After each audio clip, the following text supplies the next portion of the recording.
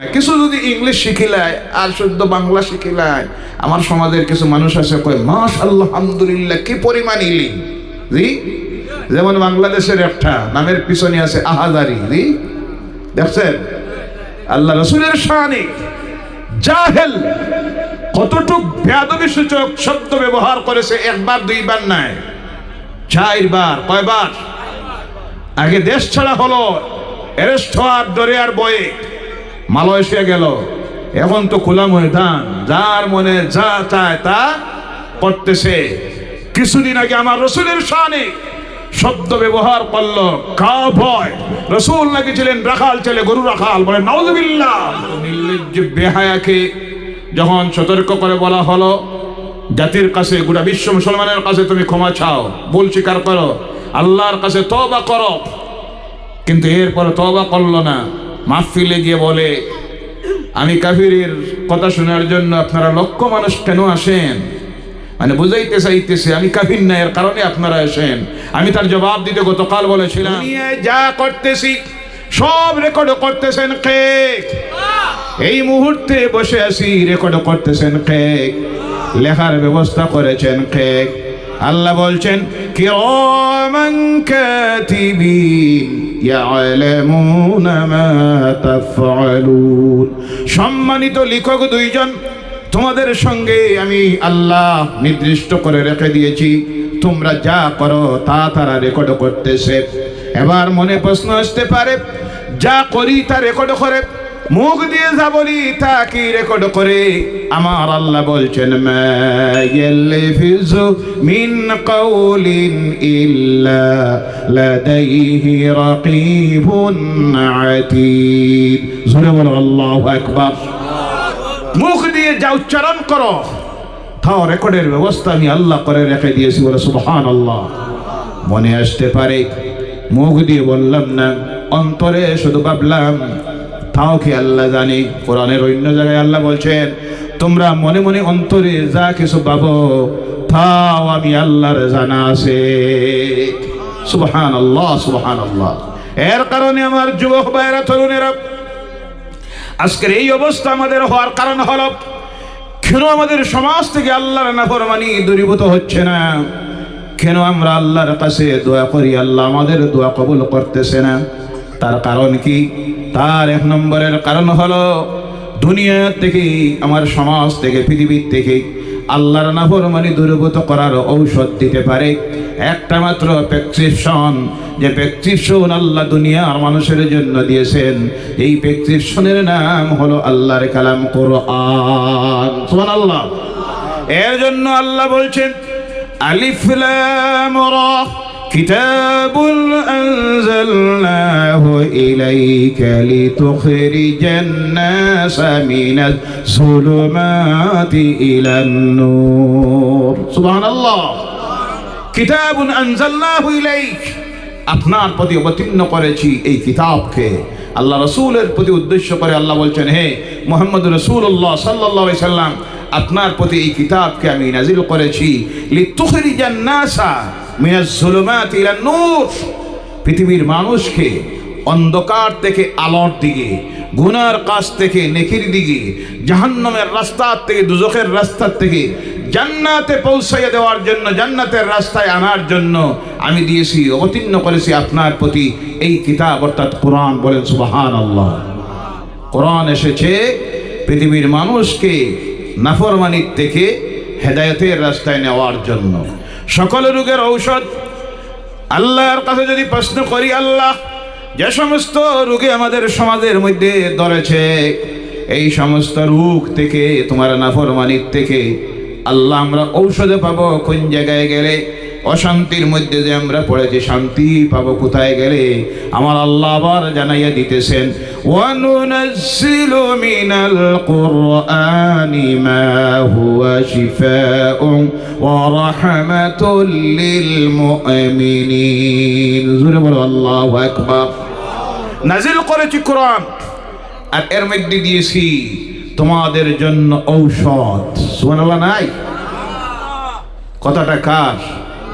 আল্লাহ বলছেন সব নাফরমানি রোগের ঔষধ আমি আল্লাহ দিয়েছি কোরআনে।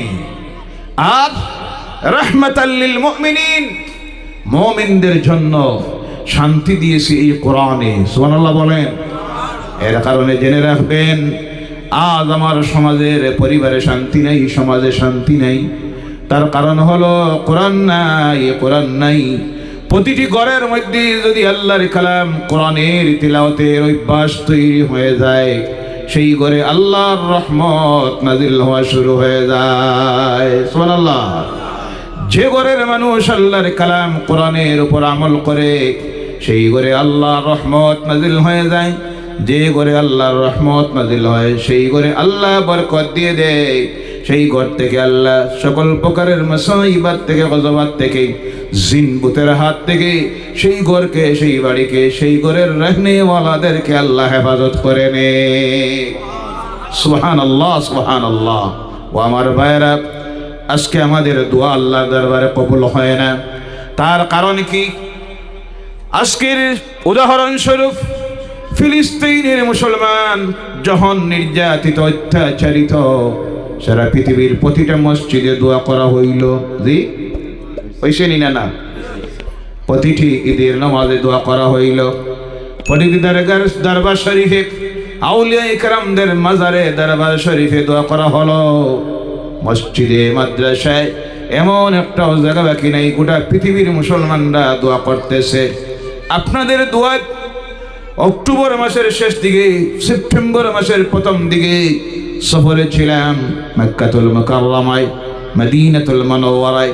জুমার নামাজ পড়ার সুযোগ হলো শুক্রবারে। আমাদের দেশের নিয়ম হলো ইমাম সাহেবেরা জুমার নামাজের সালাম ফিরানির পরে বা জামাতে দোয়া করেন। জি জায়েজ আছে না? না জায়েজ? কথা বলেন না। এই তো চিন্তায় পড়ছে। এই দুর্বলতার কারণে তো বাতিলপন্থী যারা গুমরাহরা আমাদেরকে বিপদে পরিচালিত করে। বা জামাত ফরজ নামাজের পরে দোয়া করা জায়েজ না? না জায়েজ। কিন্তু ইউটিউব যারা চালান, খুব সতর্ক থাকবেন। কারণ এখন আলিম হইতে বেশি পড়া লাগে না, কিছু যদি ইংলিশ শিখিলায় আর শুদ্ধ বাংলা শিখিলায়। আমার সমাজের কিছু মানুষ আছে কয় মাশাআল্লাহ, আলহামদুলিল্লাহ, কি পরিমাণ ইলিম। জি যেমন বাংলাদেশের একটা নামের পিছনে আছে আহাজারি। জি দেখছেন? আল্লাহ রাসূলের শানে জাহেল কতটুক বেয়াদবি সূচক শব্দ ব্যবহার করেছে, একবার দুইবার নয়, 4 বার। কয়বার? আগে দেশ ছাড়া হলো, অ্যারেস্ট হওয়ার ডরে আর বয়ে মালয়েশিয়া গেল। এখন তো খোলা ময়দান, যার মনে যা চায় তা করতেছে। কিছুদিন আগে আমার রাসূলের শানে শব্দ ব্যবহার করলো কা ভয়। রাসূল নাকি ছিলেন রাখাল ছেলে, গরু রাখাল। বলে নাউযুবিল্লাহ।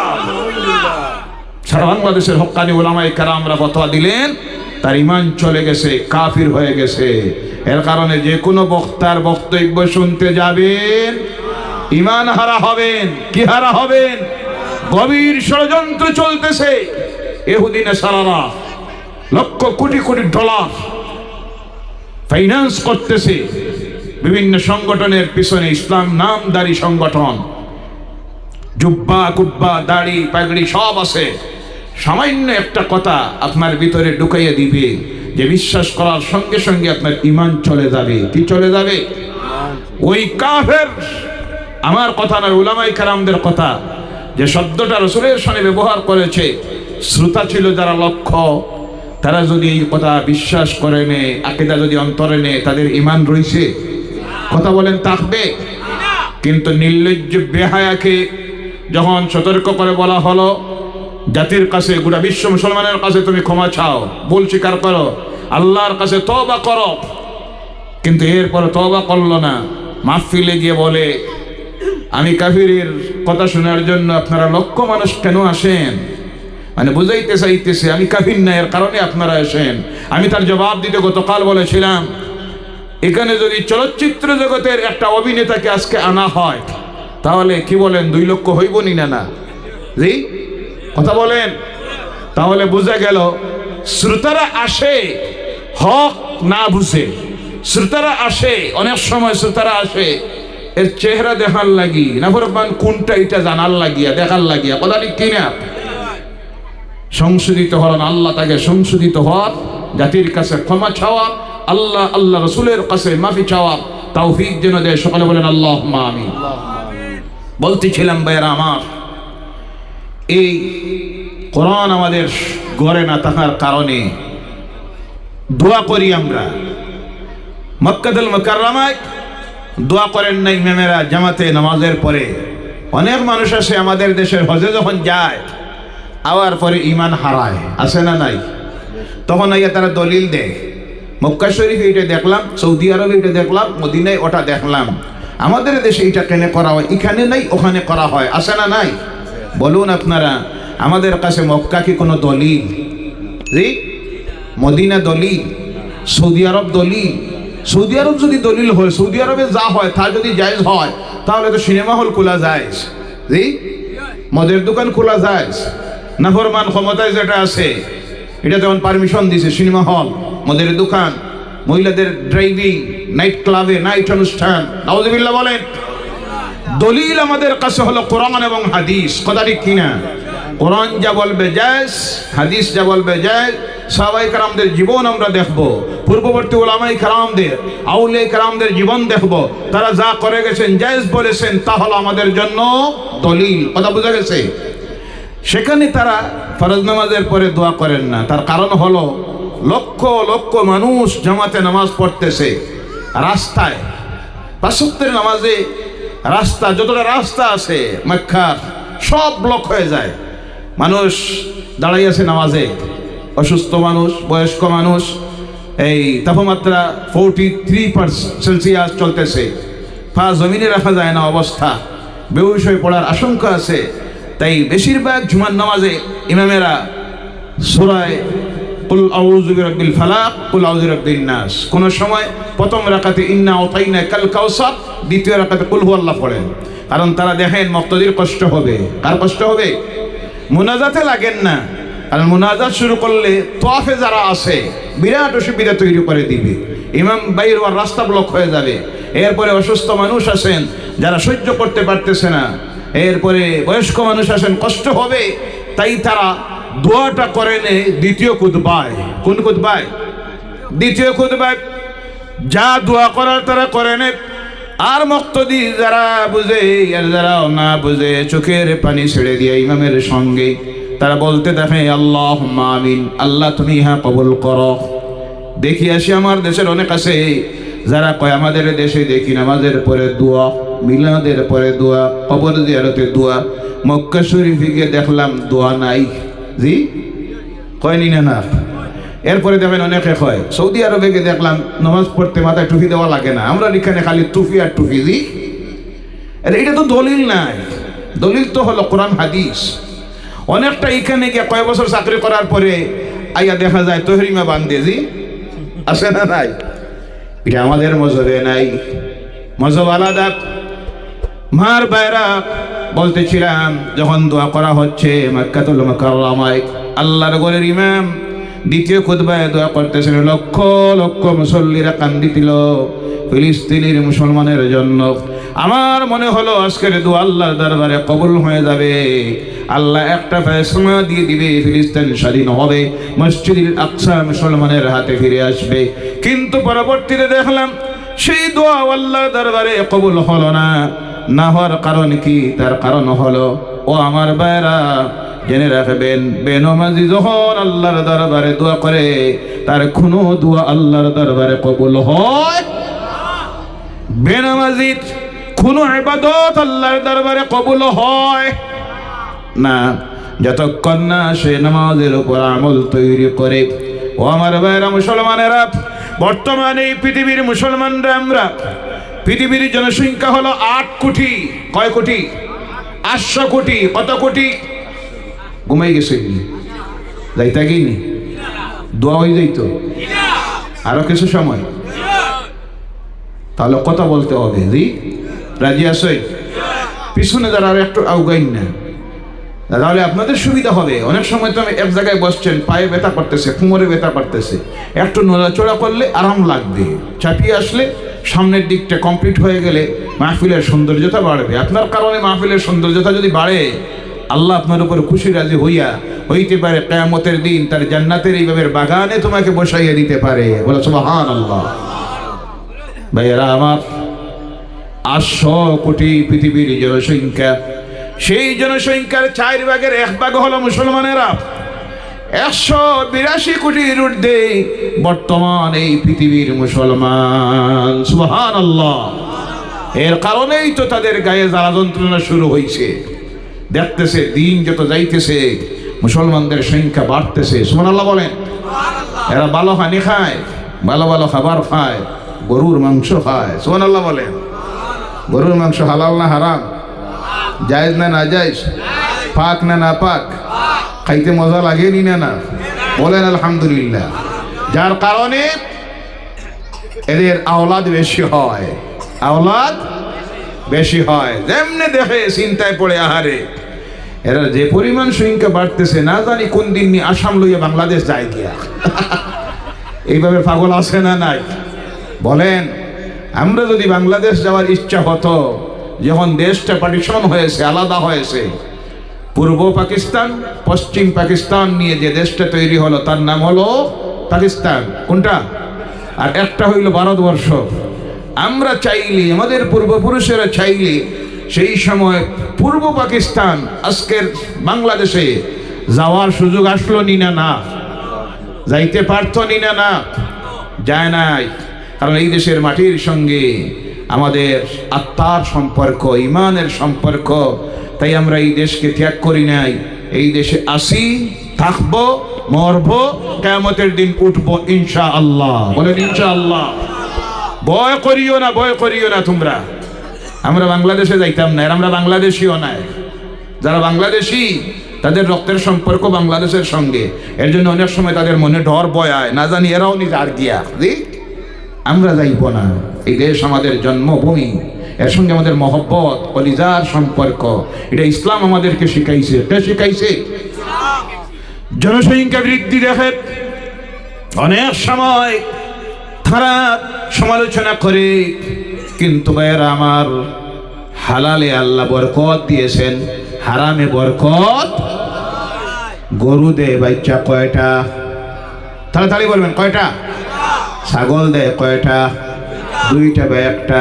কুকুর দেয় কয়টা? শুকর দেয় কয়টা? কুকুর হালাল না হারাম? শুকর হালাল না হারাম? যে পরিমাণ বাচ্চা দেয়, এই পরিমাণ যদি থাকতো তাহলে কুকুরের আর শুকরের জ্বালায় যন্ত্রণায় হাঁটা সম্ভব হতো।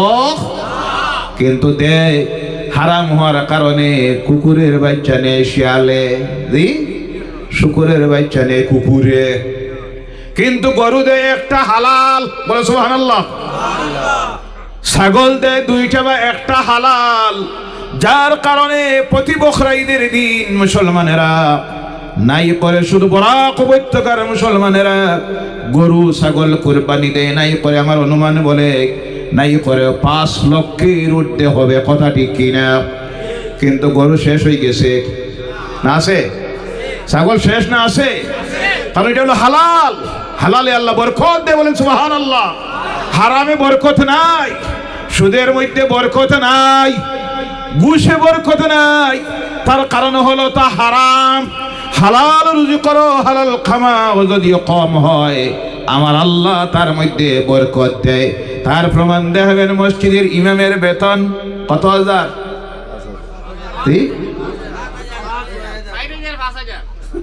আলহামদুলিল্লাহ কইতা না? নাউজুবিল্লাহ। জি, কোনোটা না।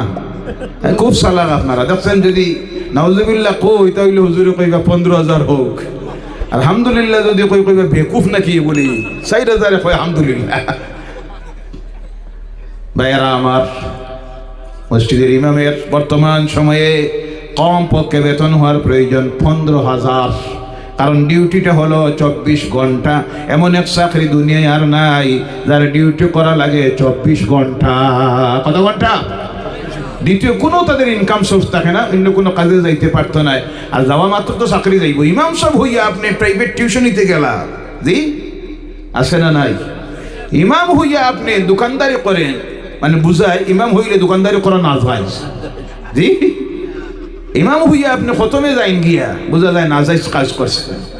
ভাইয়েরা আমার, কারণ বর্তমান দ্রব্য মূল্যর যুগে একজন মানুষের রোজ যদি 500 টাকা হয় ইনকাম, এটা দিয়েও চলা অসুবিধা আছে না নাই? কিন্তু আমার সমাজ বুঝে না, কথায় কথায় এসেছে। আমরা অনেক সময় ভাবি এদের রুজির মধ্যে বরকত আছে। তার প্রমাণ, ভদ্রলোক মসজিদে গেছে জুমার নামাজে, গিয়া কয় ইমাম সাহেব দোয়া দিবা, আমার ছেলেটার আজকে ইন্টারভিউ চাকরির জন্য। ইমাম সাহেব দোয়া করলেন, আল্লাহ ওই ভদ্রলোকের ছেলেটা যেন ইন্টারভিউতে পাস করে, তার যেন চাকরিটা হয়, আর সঙ্গে আল্লাহ তার বেতনটা যেন আমার সমান হয়। জি, দোয়া বুঝা গেছে? অপেক্ষা করে খালি নমাজটা শেষ হোক, তোমার দোয়া শিখাই। নমাজ শেষ হওয়ার পরে যে ইমাম সাহেব খোল্লা কি আপনি? বলে হয়েছে কি? আপনি তো কইলে দোয়া করার লাগিয়া। আমি তো দোয়া করলাম। বলে দোয়ার জন্য বলছি? চাকরি হওয়ার জন্য। বেতন বলছি আপনার বলার জন্য। অসুবিধা কি? আপনার বেতন হইল 7,000। 7,000 কি কোনো মানুষ চলে? জি? ইমাম সাহেব বললেন, জনাব মুহতারাম, সম্মানিত ব্যক্তি, আমার যদি 7,000 চলে, আপনার ছেলের কেন চলবে না? বলল, কম পক্ষে তো দুয়াতে আপনি করার প্রয়োজন ছিল, আবার ছেলেটার বেতন যেন হয় 50,000। কত হাজার? ইমাম সাহেব বললেন, আমার যদি 7,000 চলে, আপনার ছেলের কেন চলবে না? তখন উত্তরে দিল, আপনার এটার মধ্যে বরকত আছে। বুঝাইয়া দিল, তার এটার মধ্যে শুধু গজব।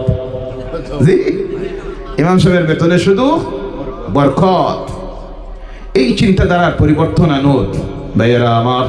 বলতেছিলাম হালালে যে কিভাবে আল্লাহ বরকত। একজন ইমাম 5 ওয়াক্তের নামাজ পড়েন, কম পক্ষে তাদের স্ত্রীরা নামাজ পড়ে, ছেলেমেয়েরাও নামাজ পড়বে। ইমাম ঘরে তিলাওয়াত করেন, মসজিদে বসে তিলাওয়াত করেন, নিজের ঘরে বসে তিলাওয়াত করেন, স্ত্রীও তিলাওয়াত করে। যার কারণে দেখবেন 5 থেকে 7,000 10,000 টাকা মাসে ইনকাম করে। ভালো ভালো সবজি, ভালো ভালো মাছ, ভালো কাপড় সব আছে না নাই? একদিনও ঋণ করতে হয় না, কাহারো কাছে হাত পাতাইতে হয় না। কারণ এই রুজিতে আল্লাহ বরকত দিয়ে দেয়, কারণ সেখানে বর্ষিত হচ্ছে আল্লাহর রহমত। কোনটা? দোয়া হলো, কিন্তু দোয়া কবুল হয় না কেন? তার কারণ হলো ভাইয়েরা আমার, বলতেছিলাম জনসংখ্যার দিক দিয়ে আমরা মুসলমান 182 কোটি, কিন্তু সমীক্ষা চালাইয়া গিয়ে দেখা গেছে ওই 182 কোটি মুসলমানের মধ্যে শতকরা এখন পর্যন্ত 95% মুসলমান যারা 5 ওয়াক্তের নামাজটা পড়ে। নাউজুবিল্লাহ বললা না? সমীক্ষা চালাইয়া দেখা গেছে কম পক্ষে শতকরা 40% মুসলমান এখনো আমাদের সমাজে আছে যারা শুক্রবারের জুমার নামাজটা পর্যন্ত পড়ে। নাউজুবিল্লাহ বলেন। ও আমার ভাইয়েরা, যার কারণে তার প্রমাণ আমি দেই, বাস্তবে তার প্রমাণ। কোন জায়গায় যাওয়ার পর যখন জিজ্ঞাসা করি আপনাদের মহল্লায় কত পরিবার, কয় হুজুর 200 পরিবার। কত পরিবার? কিনারায় থাকে অনেক সময় ইমাম সাহেব, জিজ্ঞাসা করি ইমাম সাহেব ফজরের নামাজে কয়জন? ইমাম সাহেব কয় হুজুর 10 জন। কয়জন? আপনাদের এলাকায় নাই বা বুঝলাম, কাছাড় জেলায় নাই, কারণ কাছাড় জেলার মানুষ তো দেখতেও বোঝা যায় একেবারে ফিরিস্তা। জি ভাইয়েরা আমার, 10 জন যদি হয় আপনারা হিসাব লাগান, 200 পরিবারের মহল্লা যদি হয়ে থাকে, প্রতি পরিবারে যদি 1 জন মানুষ নামাজের উপযুক্ত হয়ে থাকে, নামাজ ফরজ হয়ে থাকে, তাহলে মহল্লায় হলো 200 মানুষ নামাজের উপযুক্ত। ফজরের নামাজে হাজির হইল 10 জন। এবার হিসাব মিলাইয়া দেখেন শতকরা এখন পর্যন্ত আমাদের সমাজের 95% মানুষের মধ্যে নামাজ নাই। নাউজুবিল্লাহ বলেন। ও আমার ভাইয়েরা, কেন শান্তি নাই, বরকত নাই? আল্লাহ রাসূল সাল্লাল্লাহু আলাইহি সাল্লাম বলতেছেন, প্রতিদিন দিন শুরু হওয়ার সময়, রাত শেষ হওয়ার সময় আল্লাহর ঘর থেকে যখন আওয়াজ দেওয়া হয়, আসসালাতু খায়রুম মিনান নাওম, তখন আল্লাহ রাব্বুল আলামিন প্রত্যেক মুমিন মুসলমানের ঘরের দরজার সামনে 2 জন রহমতের ফেরেশতা পাঠাইয়া দেয়। সুবহানাল্লাহ। তখন ওই 2 ফেরেশতা প্রতিটি মুমিন মুসলমানের ঘরের দরজায় দাঁড়ায় আর ডাকতে দেখে, ও আল্লাহর বান্দা বান্দিরা উঠে যাও ঘুম থেকে, আর ঘুমের সময় নয়। তখন যারা ঘুম থেকে উঠে যায় দরজা খুলে দেয় অথবা ঘরের জানালা খুলে দেয়। এর জন্য কিতাবের মধ্যে আসতেছে, এই সময় কমপক্ষে ঘরের একটা জানালা খুলে দিও অথবা দরজা খুলে দিও, ফেরেশতা ঢোকার জন্য নয়। এই সময় ফেরেশতা ডাকে, তাই তার ডাকে সাড়া দিয়েছ প্রমাণ দেওয়ার জন্য দরজা খুলে দিও। যখন খুলে দিয়া আল্লাহর বান্দারা মসজিদের দিকে চলে যায় আর আল্লাহর বান্দিরা নামাজের মুসল্লায় দাঁড়াইয়া যায়, তখন সেই ঘরের প্রতি, ঘরের অধিবাসীদের প্রতি, সেই বাড়ির প্রতি আল্লাহর পক্ষ থেকে রহমত নাজিল হওয়া শুরু হয়ে যায়। সুবহানাল্লাহ বলেন। আর যখন ডাকতে থাকে, ঘরের দরজা খুললো না, বাইরে হলো না, সাড়া দিল না, মসজিদে গেল না, ঘরে মুসল্লায় দাঁড়াইল না, তখন আল্লাহর ওই দুই ফেরেশতা ওই ঘর আর ঘরের অধিবাসী যারা সেই বাড়ির প্রতি লানত দিকে তাকে আর বলে, ও আল্লাহর নাফরমান, আল্লাহর রহমত থেকে তুই বঞ্চিত হয়ে যা। এর কারণে আমার ভাইরা, ওই হাদিসের মধ্যে আসতেছে, সেই সময় আল্লাহ তার জান্নাতের 8টা দরজা খুলে দেয়, বলো সুবহানাল্লাহ। যার কারণে সেই সময় পৃথিবীতে একটা ঠান্ডা মৃদু হাওয়া বাতাস প্রবাহিত হয়। দেখবেন বর্ষার দিন হোক, শীতের দিন হোক, গরমের দিন হোক, প্রতি মৌসুমে ভারতবর্ষ হোক, সৌদি আরব হোক, আমেরিকা হোক, পাকিস্তান মরুভূমি অঞ্চল হোক, শীতপ্রধান অঞ্চল হোক, যেখানে আপনি যাবেন, যাওয়ার পরে দেখবেন এই সময় একটা ঠান্ডা বাতাস প্রবাহিত হওয়া শুরু করে। কিতাবের মধ্যে আসতেছে, এই বাতাস আল্লাহর জান্নাত থেকে পৃথিবীর দিকে আসা শুরু করে। আর ওই বাতাসটা প্রথম যায় মক্কাতুল মুকাররমায়, সেখান থেকে যায় মদিনায়। এর কারণে মক্কাতুল মুকাররমায়, মদিনাতুল মুনাওয়ারায় গেলে আল্লাহ প্রত্যেককে যাওয়ার তৌফিক দেন, বলেন আল্লাহুম্মা আমিন। আর জোরে বলেন আল্লাহুম্মা আমিন। আল্লাহর কাছে দোয়া করবেন, আয় আল্লাহ, মৌতের আগে একটাবার এহরামের কাপড় গায়ে লাগাইয়া তোমার ঘরের সামনে নিয়ে হাজিরি দেওয়াইয়া লাব্বাইক আল্লাহুম্মা লাব্বাইকের হাজিরিটা দেওয়াইও, বলো আল্লাহুম্মা আমিন।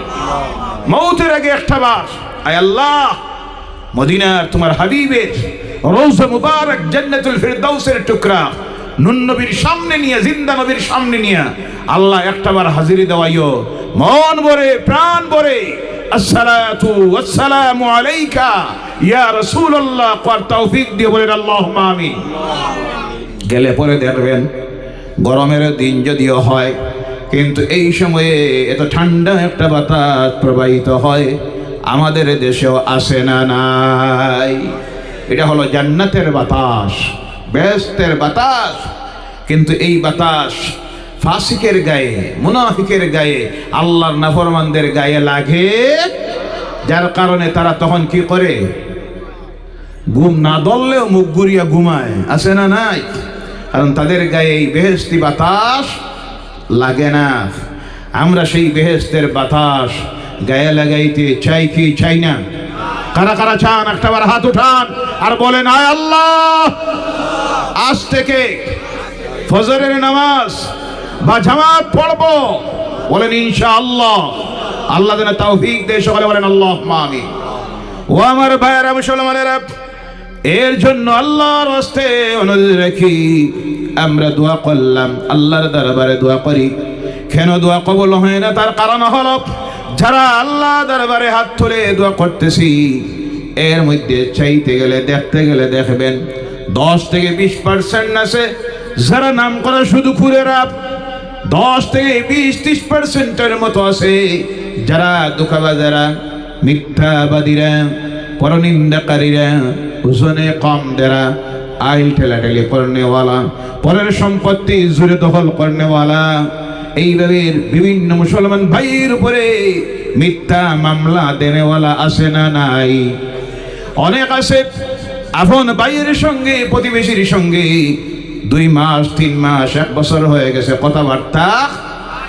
আল্লাহ রাসূল বলছেন, নিজের ব্যক্তির স্বার্থে কোনো মুসলমান যদি কোনো মুসলমানের সঙ্গে 3 দিন কথাবার্তা বন্ধ রেখে দেয়, তার কোনো দোয়া, কোনো ইবাদত আল্লাহর দরবারে কবুল হবে এখন এই ব্যক্তিকে নিয়ে আপনি দোয়া করতেছেন, শুধু ভুট্টাকে নিয়ে দোয়া করতেছেন, বেনামাজিকে নিয়ে দোয়া করতেছেন, রিজিক যাদের হালাল নয় তাদেরকে নিয়ে দোয়া করতেছেন। এই দোয়া আল্লাহর দরবারে কবুল হবে না। কারণ আমরা জানি গ্রামীণ একটা শ্লোক আছে, এক গড়ে পাপ করলে কত গড় মারে? 40 না 70? এখন দাম বাড়ছে তো জিনিসের, এটা বাড়ানি লাগবে। একে পাপ করলে 70 গড় মারে। এক গুনাহগারকারীর কারণে 70টা মানুষের উপরে আল্লাহর গজব আসে, লানত আসে। আজ গোটা সমাজ আমাদের আল্লাহর নাফরমানিতে নিমজ্জিত।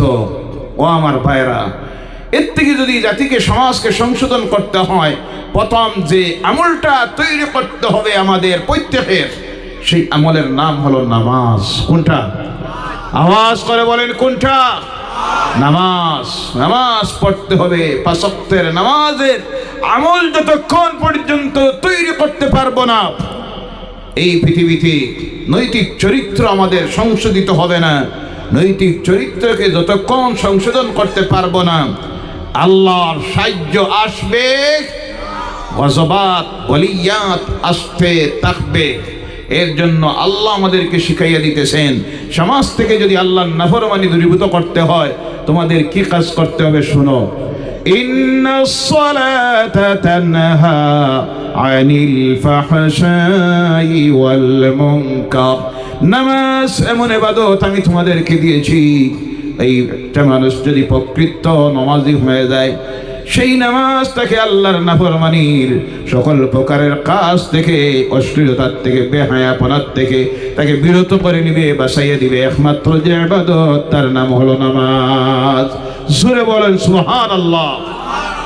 2 নম্বরে আল্লাহর সাহায্য যদি চাইতে হয়, আল্লাহ বলছেন 2টা কাজ করে আমি আল্লাহর কাছে সাহায্য চাও। কয়টা কাজ? আল্লাহ বলছেন, ইয়া আইয়ুহাল্লাযীনা আমানু ইসতাঈনু বিস-সাবরি ওয়াস-সালাহ ইন্নাল্লাহা মা'আস-সাবিরিন। হে ঈমানদারেরা, আল্লাহ আলাদা করে নিয়েছেন।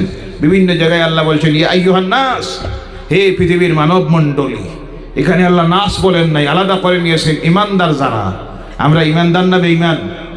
কথা বলেন, আমরা ঈমানদার না বেঈমান? ঈমানদার। আমাদেরকে উদ্দেশ্য করে আল্লাহ বলছেন ইয়া আইয়ুহাল্লাযীনা আমানু ইসতাঈনু, তোমরা সাহায্য চাও, ধৈর্য ধারণ করে। রাগ করিও না, মিজাজ গরম করিও না, ধৈর্য হারা হইও না, মনোবল হারাইও না, নিরাশ হইও না। যা চলতেছে এর পরিবর্তন করে দেওয়ার ক্ষমতা আছে কার? জোরে বলেন কার? আল্লাহর। মনোবল হারাইও না, নিরাশ হইও না, ধৈর্য ধারণ করো। আর নামাজ পড়ে কে করে? নামাজ পড়ে আমি আল্লাহর কাছে সাহায্য চাও। ইন্নাল্লাহা মা'আস-সাবিরিন, নিশ্চয়ই আল্লাহ ধৈর্যশীলদের সাথে আছেন। আল্লাহ যখন ধৈর্যশীলদের সাথে সাথী হয়ে যাবে, দুনিয়ার কোনো অপশক্তি, কোনো ষড়যন্ত্র এই জাতি কোনো ক্ষতি করা সম্ভব হবে। এর জন্য করজোরে অনুরোধ রাখি, পর্দার আড়ালের মা বোনেরা, যুবক ভাইয়েরা, যুবতী বোনেরা, আল্লাহর ওয়াস্তে সময়টা বড় কঠিন চলতেছে। আমাদের ভবিষ্যৎ, পরবর্তী প্রজন্মের ভবিষ্যৎ কি? সমাজের শিক্ষিত সমাজ, সুশীল সমাজ, সমাজ সচেতন মানুষেরা চিন্তা করতেছে এই জাতির ভবিষ্যৎ কি। সেই সময়েও আমরা যদি সচেতন না হই, আল্লাহর নাফরমানির থেকে যদি ফিরে না আসি, আল্লাহর গজবাত থেকে বাঁচা সম্ভব হবে, আল্লাহর সাহায্য আসবে না। তাই এই কঠিন সময়ে আমরা যেন সব আল্লাহর কুদরতের কদমে সিজদায় পড়ে যাই।